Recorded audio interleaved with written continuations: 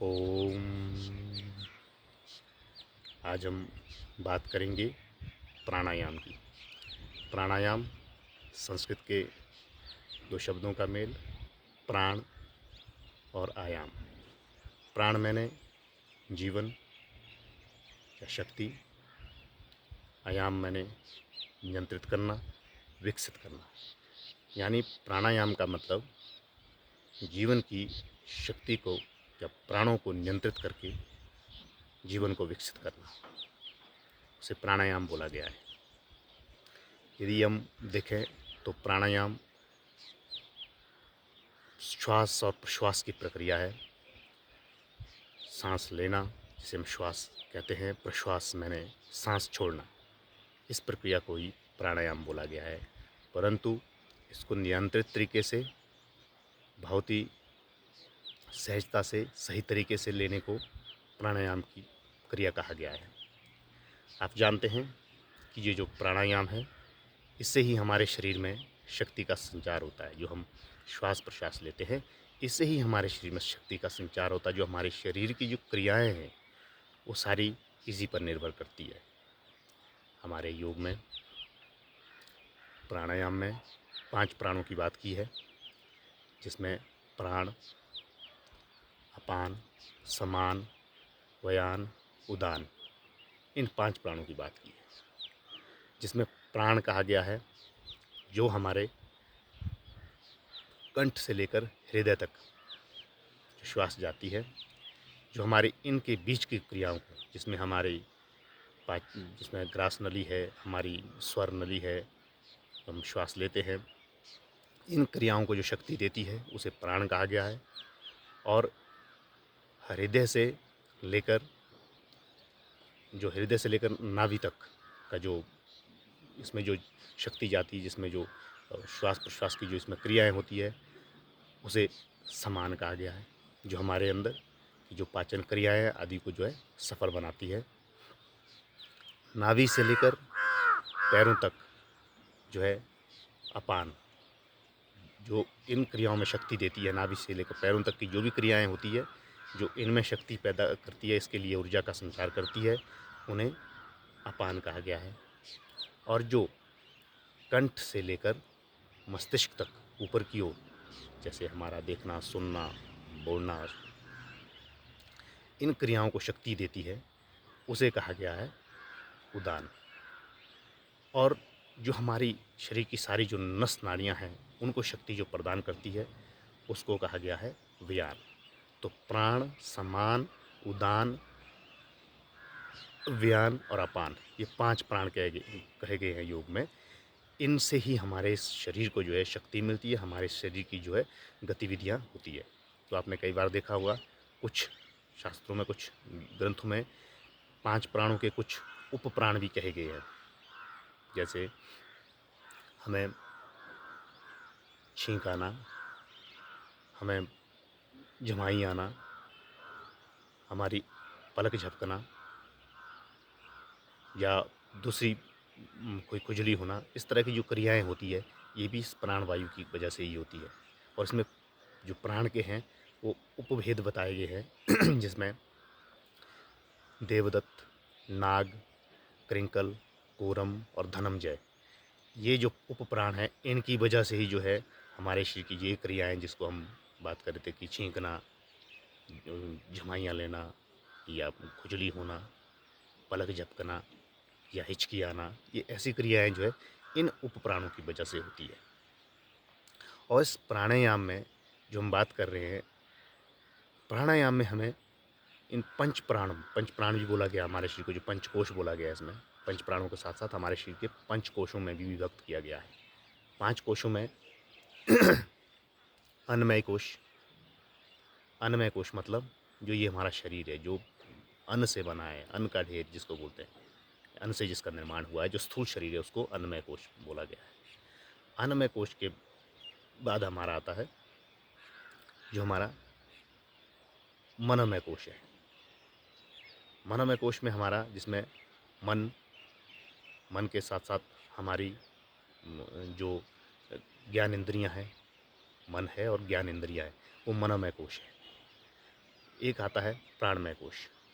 प्राणमय कोश में है जिसके लिए प्राण ज़रूरी है। कहने का मतलब ये जो अभी मैं बात कर रहा था पंच प्राण के साथ साथ हमारी ज्ञानेंद्रियाँ, क्योंकि सॉरी कर्मेंद्रियाँ, ज्ञानेंद्रिय नहीं कर्मेंद्रिय, क्योंकि कर्म करने के लिए हमारी इंद्रियों प्राण होने चाहिए, तभी कर्म कर सकते हैं। तो जो प्राणमय कोश है, प्राणमय कोश में हमारे जो कर्मेंद्रियाँ हैं वो आती है। मनोमय कोश में आती है हमारी ज्ञानेंद्रियाँ, और विज्ञानमय कोश में बुद्धि और अहंकार, और चौथा जो हमारा आनंदमय कोश है उसमें हमारा चित्त, जिसको हम बाद में आत्मा भी बोलते हैं, परम जो हमारी परमात्मा से जुड़ी हुई जो आत्मा है जिसके अंदर है। तो कहने का मतलब ये जो 5 प्राण हैं, अन्नमय कोश, प्राणमय कोश, मनोमय कोश, विज्ञानमय कोश और आनंदमय कोश। अन्नमय कोश में शरीर है हमारा स्थूल शरीर, प्राणमय कोश में हमारी जो पंच प्राण और ज्ञानेंद्रियां हैं, मनमय कोश में हमारा जो मन है जिसको हम अंतःकरण बोलते हैं, 4 जो अंतःकरण आते हैं, मन के साथ साथ हमारी जो है ज्ञानेंद्रियां आती है। और जो हमारा विज्ञानमय कोश है उसमें बुद्धि और अहंकार, और जो आनंदमय कोश है उसमें हमारा चित्त और आत्मा। ये जो है 5 प्राण कहे गए, 5 कोश जो हमारे शरीर के। तो अब हम प्राणायाम करने की जो क्रियाएं हैं उनको देखते हैं। प्राणायाम में श्वास और प्रश्वास की ये क्रिया है, इसमें श्वास लेने को पूरक बोलते हैं। जब हम ले रहे हैं इसको पूरक, जब हमने श्वास अंदर को ली उसको पूरक, फिर श्वास को रोकना है। जैसे हमने ली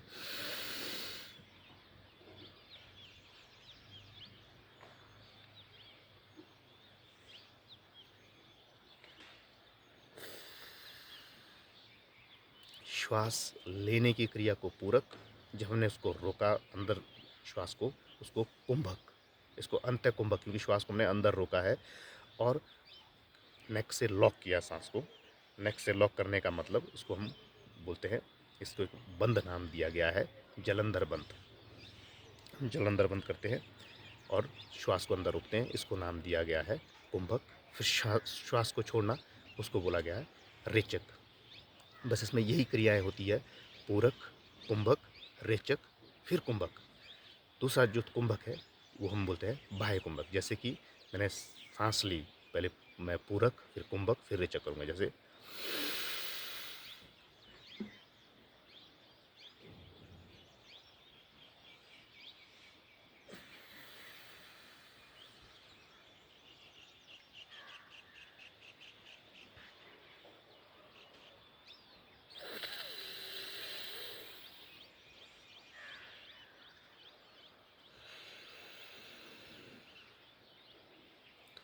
इसमें जब श्वास को हम बाहर छोड़ते हैं, जब प्रश्वास लेते हैं तब थोड़ी देर के लिए श्वास को बाहर ही छोड़े रखना है, अंदर सांस नहीं लेनी है। उस वक्त भी हम जो है लॉकिंग करते हैं उसमें, जिसको बोलते हैं हम उसको मूल बंद, नीचे से ऊपर को सिकोड़ना है और पेट को पीछे, जिसको उडैन बंद भी बोलते हैं, पेट को पीछे पीठ के साथ चिपकाने की कोशिश करके और नीचे गुदा को ऊपर सिकोड़ कर, जिसको बोलते हैं मूल बंद और उडैन बंद लगाना। जब हमने सांस बाहर फेंकी है, बाहर छोड़ दिया और अब अंदर नहीं आने दिया, थोड़ी देर के लिए हम अंदर जो है सांस को, थोड़ी शरीर को बिना सांस के अंदर खाली रखते हैं, उसको भी क्या कहते हैं, बाह्य कुंभक। अंत्य कुंभक, जब हमने सांस अंदर ली है थोड़ी देर के लिए रोके रखा अंदर, उसको अंत्य कुंभक। और सांस जब हमने बाहर फेंक दी है उसके बाद अंदर खाली रखा है तो उसको बोला गया है बाह्य कुंभक, क्योंकि सांस को हमने बाहर छोड़ दिया है। और जब हम अंत्य कुंभक लगाते हैं तब हम जलंधर बंद, मतलब लॉकिंग नेक से, जब सांस छोड़ हमने इस तरह से ली है ताकि बाहर ना जाए तो गले को हम इस तरह से लॉक कर देते हैं, उसको कहते हैं जलंधर बंद।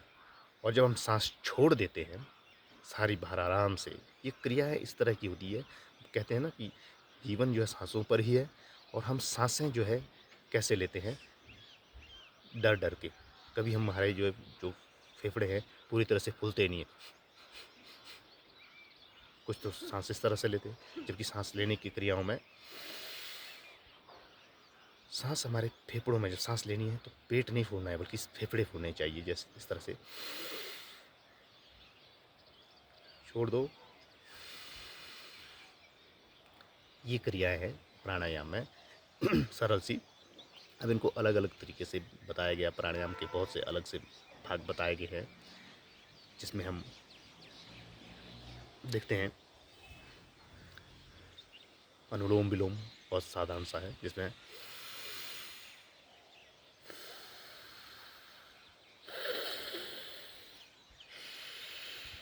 अनुलोम विलोम नाम से ही है, सांस लेना सांस छोड़ना, अनुलोम सांस लेना सांस छोड़ना आराम से, पूरी सांस लेके फेफड़ों को फुलाना है, फिर धीरे से पूरी सांस जब बाहर पूरे फेफड़े से छोड़ने चाहिए, पूरे फेफड़े छोड़ने चाहिए।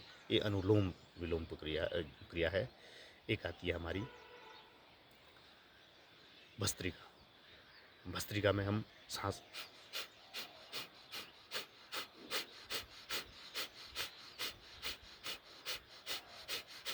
जिसमें भस्त्रिका में जैसे लोहार की धौंकड़ी होती है, सांस अंदर बाहर जल्दी जल्दी छोड़ना है, उसको हम बोलते हैं भस्त्रिका। और भस्त्रिका की तरह ये होता है, एक नाड़ी शोधन भी होता है। नाड़ी शोधन में हम एक नाक से, नासिका के एक छेद से और दूसरे छेद से बारी बारी जो सांस को अंदर बाहर छोड़ते हैं। नाड़ी शोधन वैसे किया जाता है जब हम जल नेति करते हैं, ताकि हमारे जब नेति करते हुए जल जो है ना हमारे नाक के अंदर जो नसें हैं उसमें ना रहे, अंदर से पूरी तरह से जल बहाने के जाए।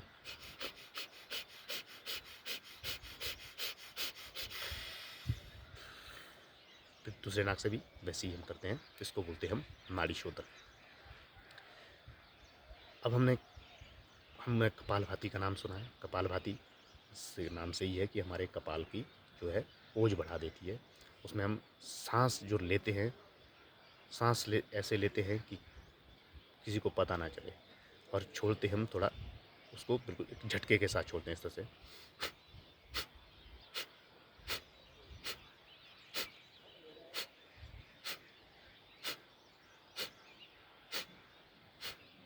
इसको हम कपालभाति बोलते हैं।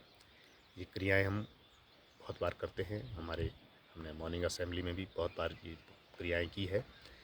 इस वक्त मैं आपको सिर्फ थोड़ी सी जानकारी इसके विषय में दे रहा हूँ, ताकि आप इनको थोड़ा सा रिवाइज करें, इनको पढ़ें, अपने सिलेबस में देखें।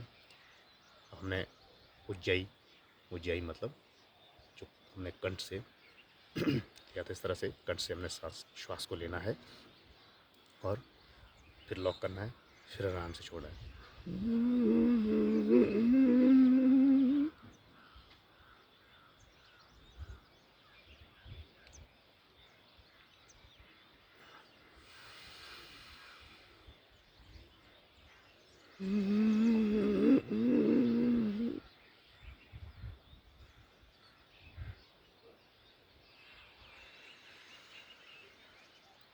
ये उज्जाई है। उसके बाद भ्रामरी, जिसमें हम आँखों को इस तरह से बंद, कानों को बंद, इस तरह से फिर हम सांस लेते हैं और छोड़ते जो है ओम ओम की ध्वनि के साथ।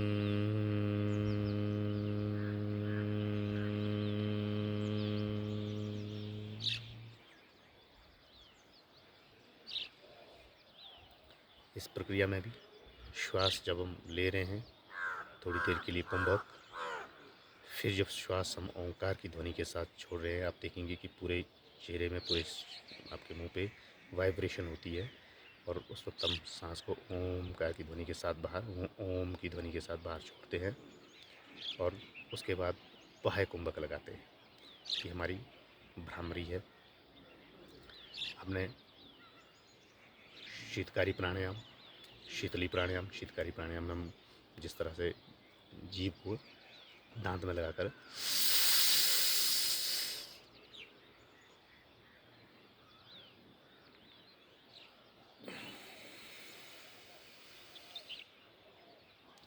ये प्रक्रियाएं बार बार करते हैं।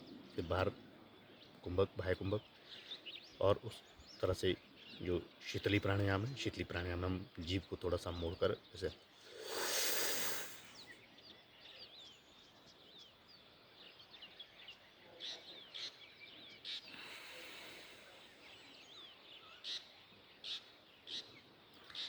प्राणायाम के बहुत से प्रकार आपने देखा होगा। मैंने बहुत से प्राणायाम थोड़ा जल्दी जल्दी में आपको बताया, सिर्फ आपको रिमाइंड करवाना था, आपको याद दिलाना था कि कुछ इस तरह की क्रियाएं हैं प्राणायाम में।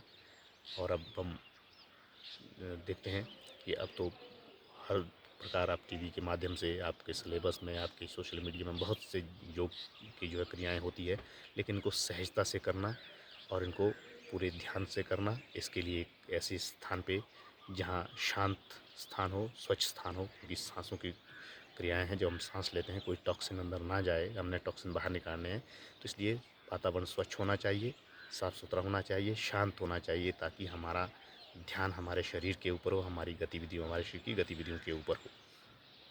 तो उनको प्राणायाम, इनके जो फ़ायदे हैं, इनके लाभ जो हैं, वो आपके सिलेबस में भी दिए हैं, आपकी किताबों में बड़े आराम से आप इनको देख सकते हैं। वैसे तो जो भी हम गतिविधियाँ करती है, अपने आप उन गतिविधियों के करने से हमें एहसास होने लगता है कि इसका फ़ायदा, इसका जो है हमारे शरीर के किस हिस्से पे पड़ने वाला है। तो ये हमारी प्राणायाम की क्रियाएँ थी, पंचप्राण, और हमारे शरीर के पंचकोशों के बारे में हमने थोड़ी सी जानकारी आपके साथ साझा की। ओम।